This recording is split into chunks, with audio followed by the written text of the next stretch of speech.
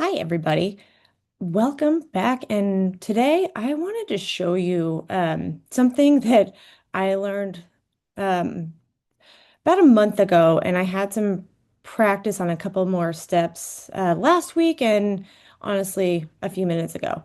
And that is getting your resume kind of revamped using Chat GPT, as well as then using Chat GPT to figure out where the gaps in your resume are, which would then tell you maybe going for a certain position, what you need to do to polish it up, or some next steps you might do in continuing education, stuff like that.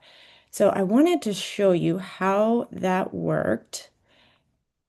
And let's see if I can find it on my screen. Okay. And share. Okay. So you see my Chat GPT, and again, I use I use my a free Chat GPT account. And hang on just a second. We're going to do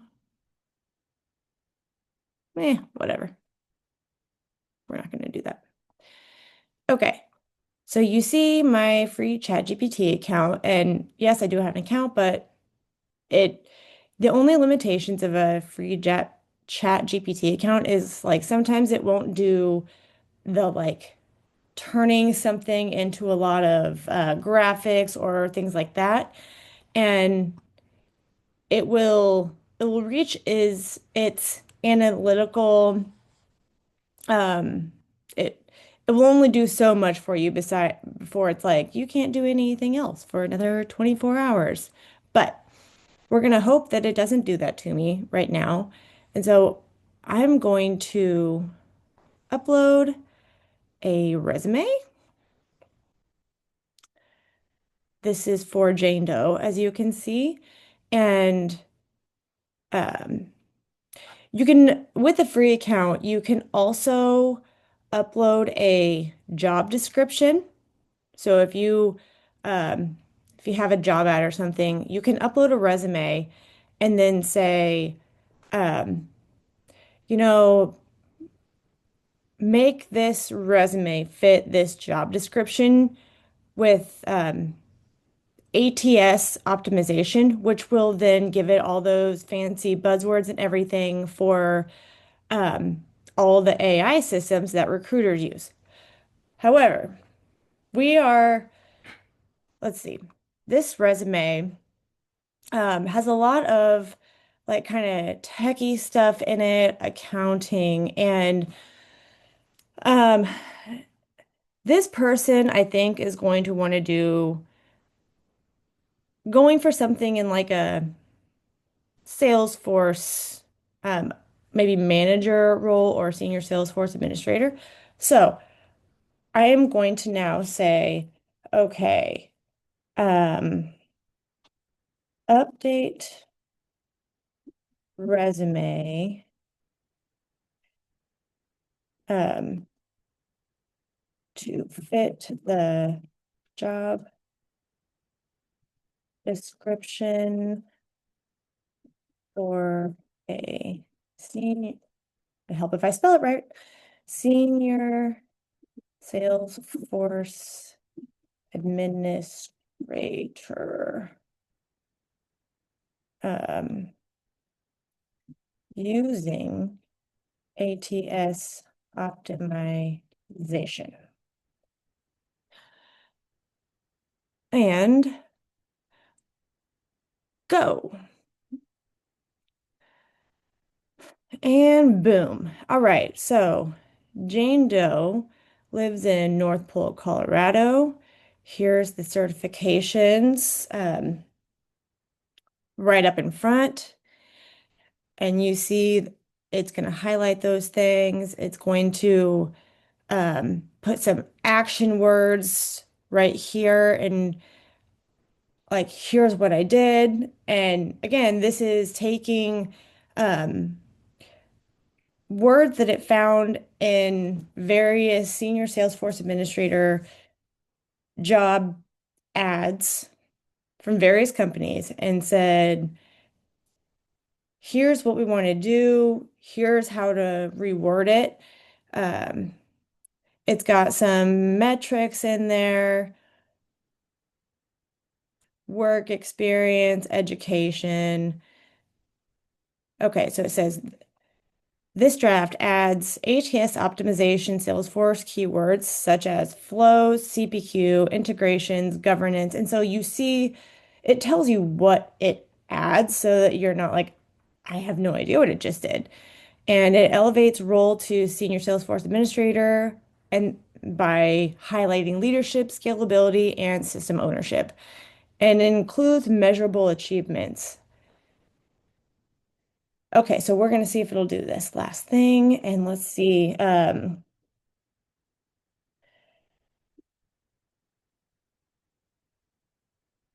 Highlight gaps in experience that gaps in experience for a senior Salesforce administrator. Okay, so now we have the resume kind of redrafted with ATS optimization. But now that I have that, I want to see what I need to work on to really buff that up.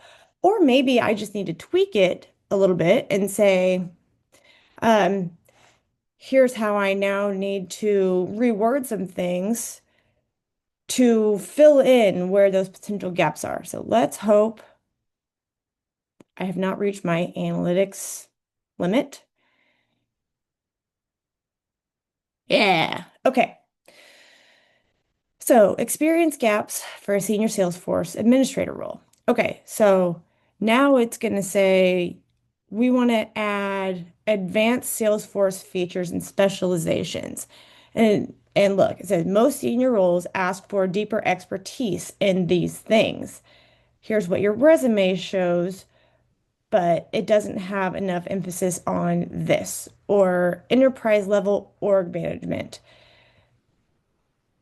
And so you see it really breaks down all the things that it's seeing on all these job ads for senior Salesforce administrator. And it's like, here's what you have, here's where it needs to be buffed up a little bit, which really then gives you a good guide as to where to start, maybe adding some more metrics or um, demonstrated use or experience or knowledge, all of those things. So down here, like it's got the maybe leadership, certification, credentials, team leadership, if you're going to be managing anybody. And then like your training role covers end user training, but not mentoring those admins. And let me tell you, I I love doing this for people because um, it really helps bring out the here's what you're doing. You're already buffing this up in this way. Here's what you need to do. And then you can take this because neurodivergent people tend to minimize their experience and they only use the experience because um, they're not taking experience from like other organizations, other places in life. Maybe like, hey, I've done this with my family, but it's not professional. It doesn't need to be necessarily professional. It is still real world experience, right? So being able to look at these things now and then pick out what it's telling you you need, and you can be like, well, I do that, not at this job, but I do that at this volunteer position or this organization. Or I love looking at how skills can translate and help you fit into a role because it may not be, again, specific to what you did in this role, but it doesn't need to. And then if you have a paid account, or we could see what would happen with this, but you could very easily say, add add this to it. Or what I like to do is like copy and paste all of this or download it if it'll give you a PDF. Or you could give it a whole thing and see, it says, here's what you already have strong. And then it says, would you like me to map these out in an upscaling roadmap? And so you don't have to waste all the energy putting it in and saying, like, here's what I'm going to do. It's going to do it for you. Here's my plan. Here's what I want to do. And that then shows the initiative, this is where I want to go. This is my plan for the future. Um, and you can give the impression, or not even the impression, you can show them where you're like, I'm continuously learning. Like I want to get better. I want to polish this. I just haven't done it yet. Um, and so then they see that wanting to improve, you may not that you need to improve, but like, hey, I want to learn more. I want to get better at this. Always that continuous self-improvement that a lot of employers want to see. Um, and then all you do is then download the PDF of this really quick, and then you tweak it where it needs to be tweaked. But you don't, ChatGPT doesn't necessarily have to replace you. It can help you, it can help take the research, the overwhelming thought of having to look up and go find all of these different job titles. And this does it for you. It takes all of the guesswork out of there, spits it out to you really quick, and then says, here's what I can do for you. And all of a sudden, you've got this fantastically worded thing that you can tweak if you want to. And so that is a great way to say, like, here's what I want to do, make my resume work beautifully for this.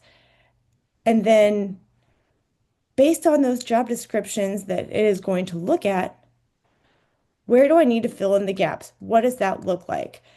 And that could also be a really great way to say, hey, like, I've done the research, and here are the continuing education pieces that I need to do. And it um, gives you really great statistics and data to go back and say, if you need to justify anything and say, like, jobs are looking for this, or this job is looking for this. This is why I need to invest in it to really make myself that much more qualified and make me stand out for this job. And that that gap analysis per se is a great way to say, here's what I need to do instead of being like, I don't even know what they need. It's always changing. This will help you not have to like continuously be on the lookout of what's always changing. And you could very well go to this and say, um, like ask it for general statistics of what are the like how many jobs in this category require this skill. And I don't know what it would tell you, but you can just start asking questions like that to really take all the overwhelming research out. And this can really show you a lot more of your skill set, help you word it correctly so you're not second guessing it, and it'll take a lot less time. So this is kind of something new that I've learned. I love doing this for people, and Sometimes it just takes a little bit of tweaking and saying, like, your wording was great, but look at what you can actually do and like stop undermining your skills and your experience because it is worth something. And then they're like, oh yeah, like that looks great. I could do that. And when you do that, it is absolutely shocking what people will like the difference it makes in how they look at themselves, what they understand that they can do. And they're like, oh yeah, I can do this, or oh yeah, I do already do that. I didn't think about it in that way. So hopefully this helps. Please comment. Let me know if you have questions or if you want to talk about how to do this. Let me know.